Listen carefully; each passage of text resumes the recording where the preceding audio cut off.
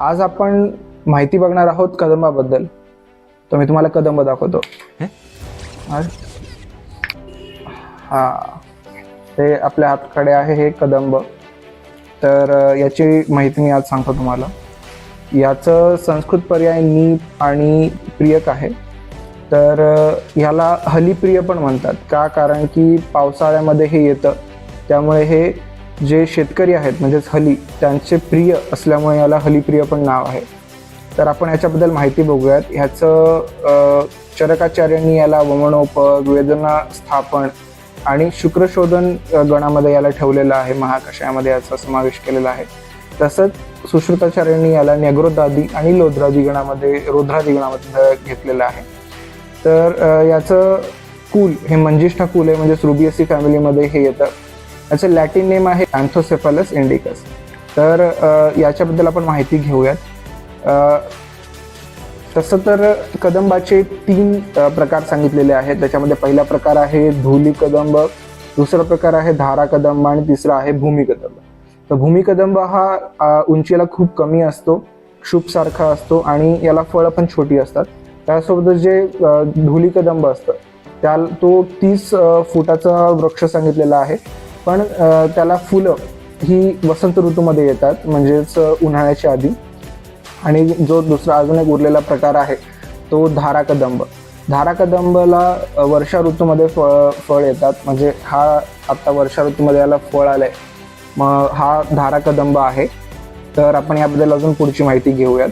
तर ह्याला वेदना स्थापन सांगितलेलं आहे. इथं जे काही खोड आहे त्या खोडाचा उपयोग आपण बाह्य वेदनाशमनासाठी आणि अभ्यंतर पण वेदनाशमनासाठी देऊ शकतो.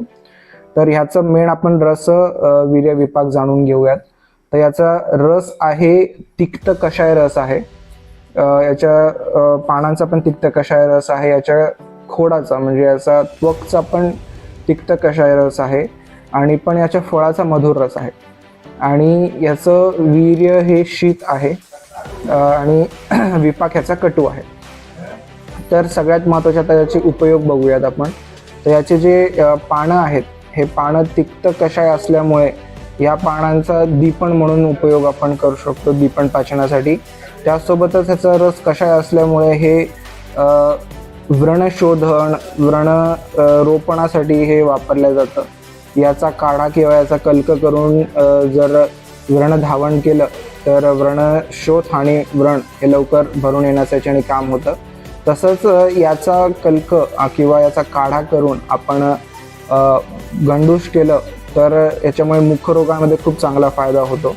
त्यासोबतच याची जी त्वक आहे म्हणजे याची जे साल आहे त्या सालीचा खूप उपयोग सांगितलेला आहे. याचा साल ही तिक्त कषायच असल्यामुळे ही आपण ग्रहणीमध्ये, अतिसारामध्ये वापरू शकतो.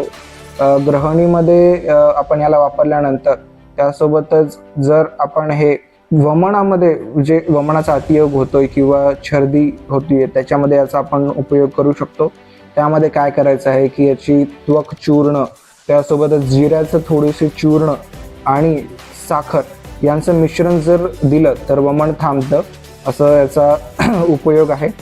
त्यासोबतच आपण ह्याचा उपयोग शुक्रशोधनासाठी सांगितलेला आहे. याचा त्वक चूर्ण हे शुक्रशोधन सांगितलेलं आहे. याचा वापर आपण शुक्रशोधनासाठी योनी रोगांमध्ये याचा उपयोग सांगितलेला आहे. त्यासोबतच आता आपण ह्याचा उपयोग सांगितला, त्याच्यातच ह्याचं मूळ, याचं जे मूळ आहे याचा उपयोग मी सांगतो तुम्हाला. त्याच्या मुळाचा उपयोग असा आहे की अश्मरी आणि शर्करा भेदनासाठी याचा मुळाचा क्वाथ हा दिला जातो, त्यासाठी हे याचा उपयोग होतो. त्यासोबतच याचं जे त्वक चूर्ण मी पुन्हा एकदा सांगतो की पूयमेहामध्ये याचा उपयोग सांगितलेला आहे. आणि विशेषतः याच्या त्वक चूर्णाचा वापर ही बीजशुद्धीसाठी याचा उपयोग आपण करतो. त्याच्या बीजशुद्धीमुळे काय होतं की जे जेनेटिक डिसऑर्डर्सला आपण बऱ्यापैकी या गोष्टीमुळे प्रिव्हेंट करू शकतो. त्यासोबतच आता या पानांचा उपयोग झाला आपला. या पानांचा आपण उपयोग असा पण करू शकतो की याला थोडंसं गरम करून आपण जखमेवरती याचं आच्छादन करून ठेवू शकतो. याच्याने व्रणरोपण पण होतं, व्रणशोध पण कमी होतो. तर हे या थोडक्यात याचे गुण आहेत. कदंबाचा अजून एक उपयोग म्हणजे कदंब हे रक्तपित्तामध्ये खूप सांगितलेलं आहे, कारण हे पित्त आणि कषाय असल्यामुळे रक्तपित्तामध्ये याचा चांगला उपयोग होतो. ज्यांना गुदमार्गे किंवा कुठूनही रक्तस्राव होत असेल तर हे रक्तस्तंभनासाठी कदंबाचं त्वक चूर्ण आपण वापरलं तर त्याचाही चांगला फायदा होतो.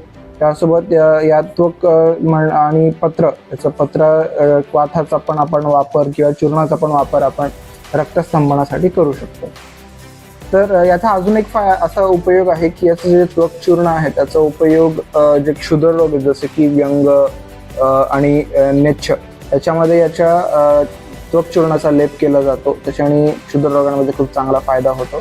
त्यासोबतच हे विषघ्न आणि शरीराला बल देणारं, धातूंचं वर्धन करणारं असं कदंब सांगितलेलं आहे. त्याचा उपयोग विष विकारांमध्ये पण होतो. त्यासोबतच हे स्तन्यवृद्धीसाठी पण सांगितलेलं आहे. त्याच्यामध्ये याची जी फळं असतात या फळांचा स्वरस घ्यायला सांगितलेला आहे, याच्याने स्तन्यवृद्धी होते. तर स्तन्यवृद्धीमध्ये याच्या फळाचा रस आपण घेऊ शकतो. याचं फळ हे मधुर सांगितलेलं आहे आणि विष्टंबी सांगितलेलं आहे, विष्टंबकारक सांगितलेलं आहे. तर या सगळ्या गोष्टी ह्या कदंबाबद्दल आपल्याला माहिती देण्यासाठी हा व्हिडिओ बनवलेला आहे. व्हिडिओ कसा वाटला ते आम्हाला कळवा.